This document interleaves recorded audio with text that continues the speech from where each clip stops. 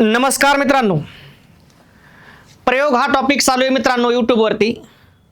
प्रयोग भाग 1, प्रयोग भाग 2, प्रयोग भाग 3, प्रयोग भाग 4, प्रयोग भाग 5 डिटेल मध्ये प्रयोग आपण शिकत चाललो। ठीक आहे मित्रांनो, प्रयोग म्हणजे शिकलो तर आपण जेव्हा क्रियापदाचे रूप कर्त्याच्या आणि कर्माच्या लिंगवचन पुरुषानुसार बदलते तेव्हा त्यास प्रयोग म्हणतात। कर्ता कर्म क्रियापद संबंध म्हणजे प्रयोग होय। प्रयोगाचे मुख्य 3 प्रकार पडले होते: कर्तरी प्रयोग, कर्मणी प्रयोग, भावे प्रयोग। पाठीमागच्या लेक्चर मध्ये आपण कर्तरी प्रयोग बघितला होता। जेव्हा क्रियापदाचे रूप कर्त्याच्या लिंगवचन पुरुषानुसार बदलते तेव्हा त्यास कर्तरी प्रयोग म्हणतात। कर्तरी प्रयोगाचे 2 प्रकार पडले होते: सकर्मक कर्तरी, अकर्मक कर्तरी। ठीक आहे।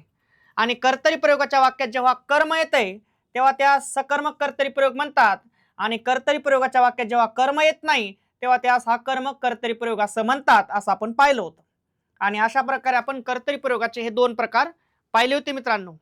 आपल्या लक्षात आलं कर्त्याला प्रत्यय नाही कर्तरी प्रयोग, कर्त्याला प्रत्यय नाही वाक्यात कर्म आहे सकर्मक कर्तरी प्रयोग, कर्त्याला प्रत्यय नाही कर्तरी प्रयोग, कर्त्याला प्रत्यय नाही वाक्यात कर्म नाही अकर्मक कर्तरी प्रयोग। कर्तरी प्रयोगाचे प्रकार संपलते 2।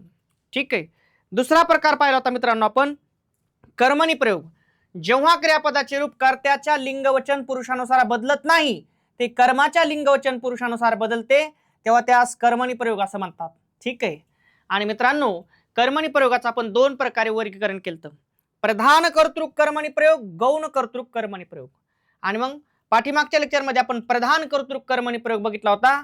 वाक्य कर्मणी प्रयोगाचे असताना सुद्धा कर्ताच प्रधान असतो तेव्हा त्या प्रयोगास प्रधान कर्तृक कर्मणी प्रयोग असं म्हणतात। आणि मग कर्त्याला प्रत्यय आहे आणि कर्माला नाही, झाला कर्मणी प्रयोग। आणि अशा कर्मणी प्रयोगाच्या वाक्यातील कर्ता तृतीय विभक्तीमध्ये गेला की झाला प्रधान कर्तृक कर्मणी प्रयोग।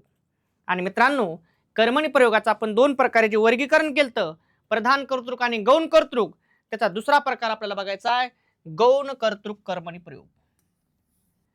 ठीक आहे। खूप म्हणजे विदिन सेकंदाचं काम आहे मित्रांनो। ठीक आहे। गौण कर्तृक कर्मणी प्रयोग, मग त्याची व्याख्या गौण कर्तृक कर्मणी प्रयोग म्हणजे काय? ठीक आहे। गौण कर्तृक कर्मणी प्रयोग, ठीक आहे, गौण कर्तृक कर्मणी प्रयोग म्हणजे काय? तर मित्रांनो, कर्मणी प्रयोगाच्या वाक्यात जेव्हा कर्माला महत्वाचं स्थान असते का तेव्हा त्यास गौण कर्तृक कर्मणी प्रयोग असं म्हणायचं। कर्मणी प्रयोगाच्या वाक्यात जेव्हा कर्माला महत्वाचे स्थान असते तेव्हा त्यास काय म्हणायचं? गौण कर्तृक कर्मणी प्रयोग। नियमानं मित्रांनो, प्रधान कर्तृक कर्मणी आपण पाहिलं होतं याच्या अगोदर। कर्मणी प्रयोगाच्या वाक्यात जेव्हा कर्त्याला महत्वाचं स्थान असते तेव्हा त्यास प्रधान कर्तृक कर्मणी म्हणतात। म्हणजे वाक्य कर्मणी प्रयोगाचं कर्त्याला महत्वाचं स्थान, आणि असं असलं की प्रधान कर्तृक। पण कर्मणी प्रयोगाच्या वाक्यात जेव्हा कर्त्याला महत्वाचं स्थान नसतंय, कर्मालाच महत्वाचं स्थान असतंय, तेव्हा त्यास काय म्हणायचं? गौण कर्तृक कर्मणी प्रयोग। मित्रांनो, बघूया आपण गौण कर्तृक कर्मणी प्रयोगाचे प्रकार किती पडतात वगैरे वगैरे। ठीक आहे। तत्पूर्वी आपल्याला एक गोष्ट तर कळाली, कर्मणी प्रयोगाच्या वाक्यात जेव्हा कर्माला महत्वाचं स्थान असतंय, कर्त्याला महत्वाचं स्थान नसतंय, तेव्हा त्यास काय म्हणायचं? गौण कर्तृक कर्मणी प्रयोग। विदिन सेकंदाचं काम आहे मित्रांनो। ठीक आहे। चॅनलला लाईक, शेअर, सबस्क्राईब करा, बेल आयकॉनवरती क्लिक करा, जेणेकरून नवीन नवीन व्हिडिओ तुमच्यापर्यंत पोहोचणार आहेत मित्रांनो। ठीक आहे मित्रांनो, गौण कर्तृक कर्मणी प्रयोगाचे 4 प्रकार पडतात। गौण कर्तृक कर्मणी प्रयोगाचे प्रकार किती पडले? 4। गौण कर्तृक कर्मणी प्रयोग म्हणजे कळालं तुम्हाला, व्याख्या वेगळी, प्रकार ओळखणं वेगळं। ठीक आहे। कर्मणी प्रयोगाच्या वाक्यात जेव्हा कर्त्याला महत्वाचे स्थान नसते तेव्हा त्यास काय म्हणायचं? गौण कर्तृक कर्मणी प्रयोग। कर्त्याला महत्वाचं स्थान नसते म्हणजे साहजिक आहे कर्माला महत्वाचं स्थान असणार आहे। ठीक आहे। आणि मग गौण कर्तृक कर्मणी प्रयोगाचे प्रकार किती पडले? 4। ठीक आहे मित्रांनो, पहिला प्रकार आहे शक्य कर्मणी प्रयोग। कोणता आहे? शक्य कर्मणी प्रयोग। कोणाचा? गौण कर्तृक कर्मणी प्रयोगाचा। ठीक आहे। पहिला प्रकार आहे शक्य कर्मणी प्रयोग। दुसरा प्रकार आहे मित्रांनो समापन कर्मणी प्रयोग। ठीक आहे। तिसरा प्रकार आहे नवीन कर्मणी प्रयोग। या नवीन कर्मणीला मित्रांनो कर्म कर्तरी प्रयोग असंही म्हणतात। चौथा प्रकार आहे मित्रांनो जुना कर्मणी प्रयोग। या जुना कर्मणी प्रयोगाला प्राचीन कर्मणी प्रयोग असंही म्हणतात, त्यालाच पुराण कर्मणी प्रयोग असंही म्हणतात, त्यालाच पुरातन कर्मणी प्रयोग असंही म्हणतात आणि त्यालाच पुरुष कर्मणी प्रयोग असंही म्हणतात. ठीक आहे मित्रांनो, गौण कर्तृक कर्मणी प्रयोगाचे 4 प्रकार पडतात. पहिला प्रकार आहे शक्य कर्मणी प्रयोग, दुसरा प्रकार आहे समापन कर्मणी प्रयोग, तिसरा प्रकार आहे नवीन कर्मणी. नवीन कर्मणीला पर्याय नाव आहे कर्म कर्तरी प्रयोग. ठीक आहे. चौथा प्रकार आहे गौण कर्तृकचा जुना कर्मणी प्रयोग. ठीक आहे. जुना कर्मणीला काय म्हणतात? प्राचीन कर्मणी प्रयोग. जुना कर्मणीलाच काय म्हणतात? पुराण कर्मणी प्रयोग. जुना कर्मणीलाच काय म्हणतात? पुरातन कर्मणी प्रयोग. त्यालाच काय म्हणतात? पुरुष कर्मणी प्रयोग. ठीक आहे, लक्षात ठेवायचे मित्रांनो. एवढे प्रकार जर तुम्ही पाहिले मित्रांनो की गौण कर्तृक कर्मणी प्रयोग संपला. एकदम डिटेल व्यवस्थित जायचंय आपल्याला. ठीक आहे.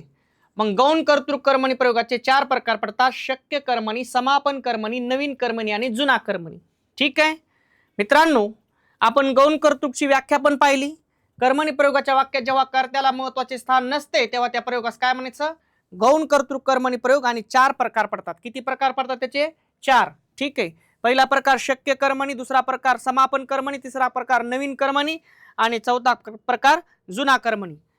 मित्रांनो, पहिला प्रकार बघू आपण, शक्य कर्मणी प्रयोग. मग आता इथे एक गोष्ट तुम्ही लक्षात ठेवायची, मी शक्य कर्मणीला गौण कर्तृक म्हणू शकतो कारण त्याचाच प्रकार आहे शक्य.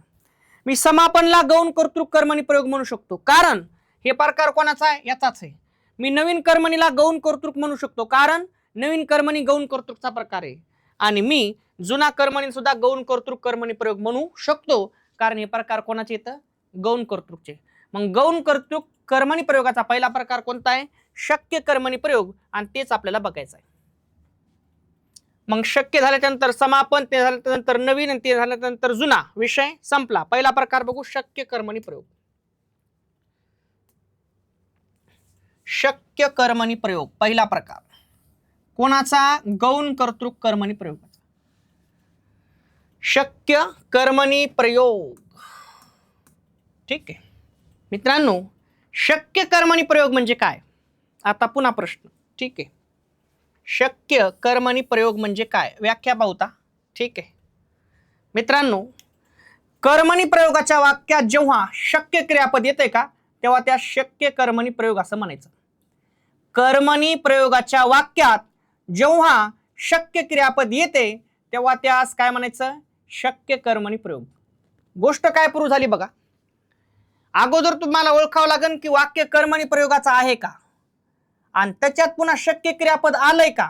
आणि जर शक्य क्रियापद जर आलं तर त्याला काय म्हणायचं? शक्य कर्मणी प्रयोग. वळूया आपल्या प्रश्नाकडे मित्रांनो. प्रश्न पाहू याच्यावरती. विदिन सेकंदाचं काम आहे मित्रांनो. ठीक आहे. सोनालीच्याने चिंच खाववते. बघा, सोनालीच्याने चिंच खाववते. मित्रांनो, सोनालीच्याने चिंच खाववते. खाववते हे क्रियापद आहे. ठीक आहे. खा हा मूळ धातू आहे. याला आपण कोणने प्रश्न विचारू?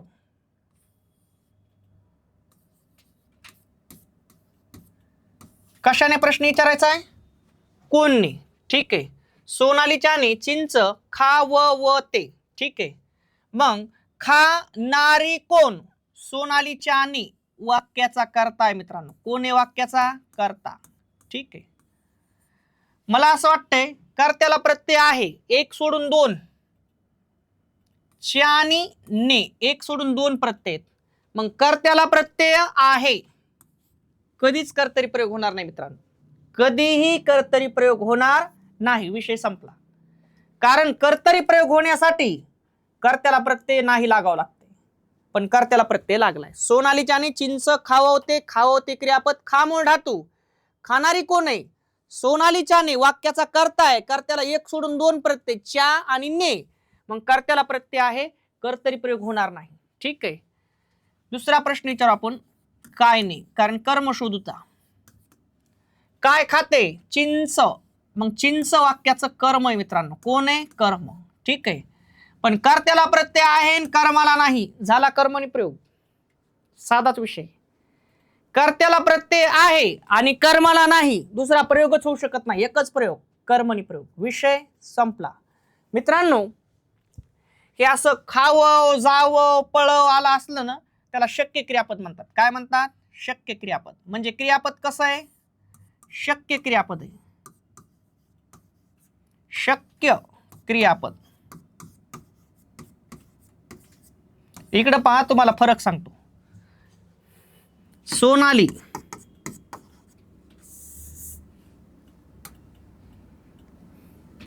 सोनाली, सोनाली चिंच खाते. सोनाली चिंच खाते.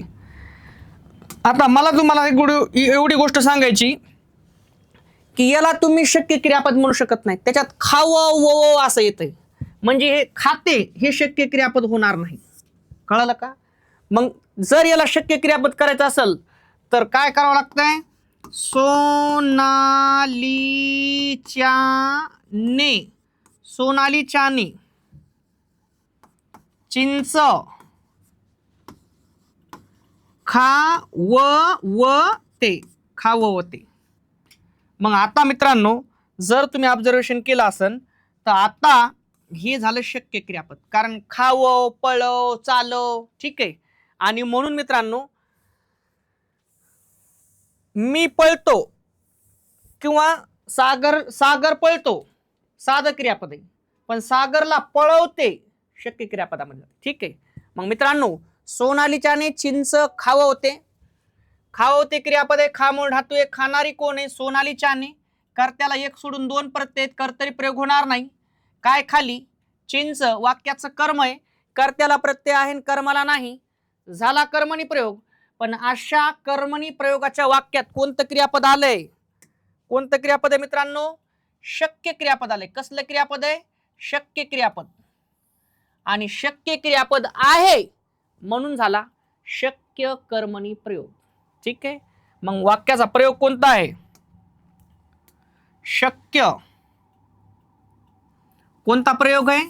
शक्य कर्मणी प्रयोग. शक्य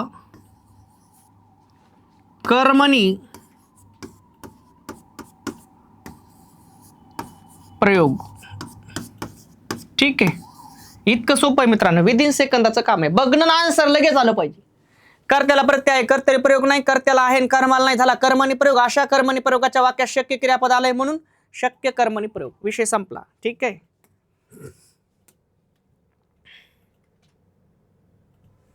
त्यानंतर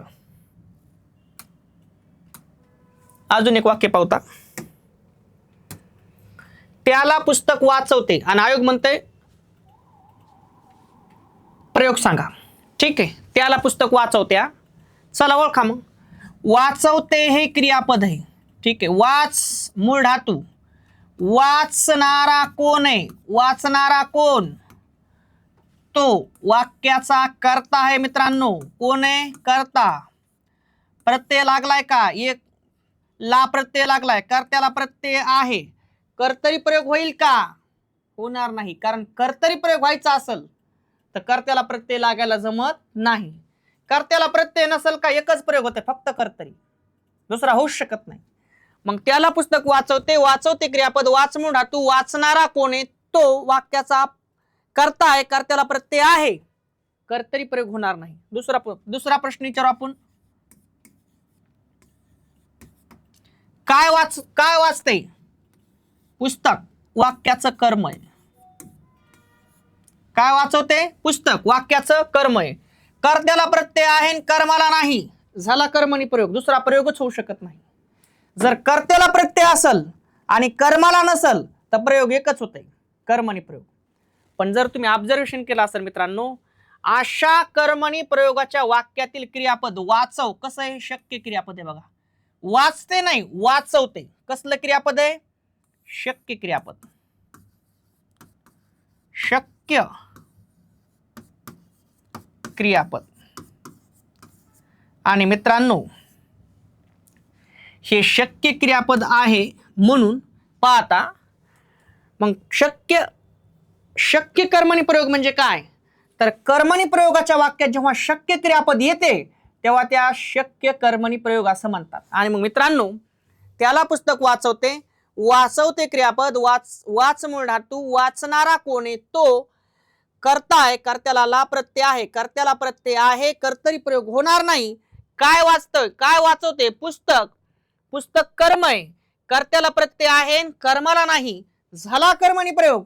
अशा कर्मणी प्रयोगाच्या वाक्यात वाचव हे शक्य क्रियापद आहे म्हणून झाला मित्रांनो शक्य कर्मणी प्रयोग.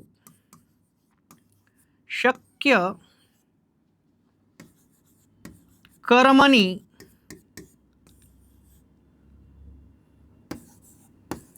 प्रयोग.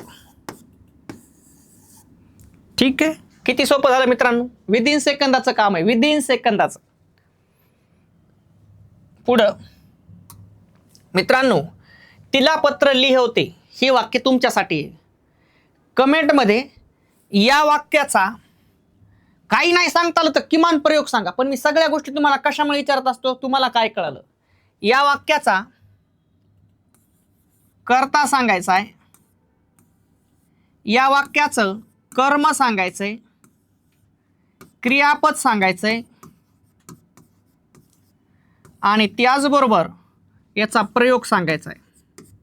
आणि ज्याला स्पष्टीकरण देता आलं त्यानं स्पष्टीकरण पण द्या कमेंटमध्ये. ठीक आहे, आणि ज्याला काहीच लक्षात येईना सगळ्या अटी असं नाही, किमान तुम्ही कोणती तरी एक गोष्ट सांगा. कोणी कर्ता सांगा, कोणी कर्म सांगा, कोणी क्रियापद सांगा आणि कोणी प्रयोग सांगा. आणि ज्याला जमतंय त्याने ह्या चारही पण गोष्टी सांगायच्या. ठीक आहे, कमेंटमध्ये तिथं आपल्याला लक्षात येईल. तुमचे काही प्रश्न असतील ते पण सांगायचे. ठीक आहे मित्रांनो, अशा प्रकारे आपण शक्य कर्मणी प्रयोग पाहिला. मित्रांनो शक्य कर्मणी प्रयोग आहे ना, याला मी गौण कर्तृक कर्मणी प्रयोग म्हणू शकतो आणि याला कर्मणी प्रयोग बी म्हणू शकतो.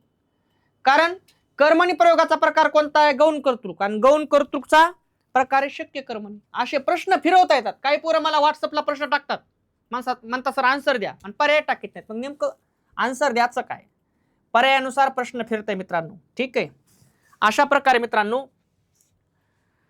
कर्मणी प्रयोगाचे दोन प्रकार, प्रधान कर्तृक आणि गौण कर्तृक. प्रधान कर्तृक अगोदरच पाहिला आपण, या लेक्चरमध्ये आपण गौण कर्तृक बघू लागलो. गौण कर्तृकचे चार प्रकार, शक्य, समापन, नवीन, जुना. पहिला प्रकार बघितला आपण शक्य कर्मणी प्रयोग. दुसरा प्रकार आपल्याला पुढच्या लेक्चरमध्ये पुढच्या भागामध्ये शिकायचा मित्रांनो, समापन कर्मणी प्रयोग. मित्रांनो थांबतो, चॅनलला लाईक, शेअर, सबस्क्राईब करा, बेल आयकॉनवरती क्लिक करा, जेणेकरून नवीन नवीन व्हिडिओ तुमच्यापर्यंत पोहोचतील. अतिशय तळमळीने या गोष्टी आहेत मित्रांनो, अतिशय मेहनतीतून हे सेटअप उभं केलेलं आहे. ठीक आहे, तुमच्यापर्यंत या गोष्टी सातत्याने याव्या, त्यामुळे चॅनलला लाईक, शेअर, सबस्क्राईब करा, जेणेकरून नवीन नवीन व्हिडिओ तुमच्यापर्यंत पोहोचतील. मित्रांनो काही वाटल्यास कमेंटमध्ये 100% तुम्ही तुमच्या काही गोष्टी असतील, प्रश्न असतील टाका, आणि मला प्रत्येक प्रश्नामध्ये प्रत्येक लेक्चरमध्ये एकदा याच्यातली एखादी बी गोष्ट तुम्ही सांगितली तरी ठीक आहे, ज्याला चारही जमल्या आणखी ठीक आहे. मित्रांनो थांबतो. जय हिंद, जय महाराष्ट्र.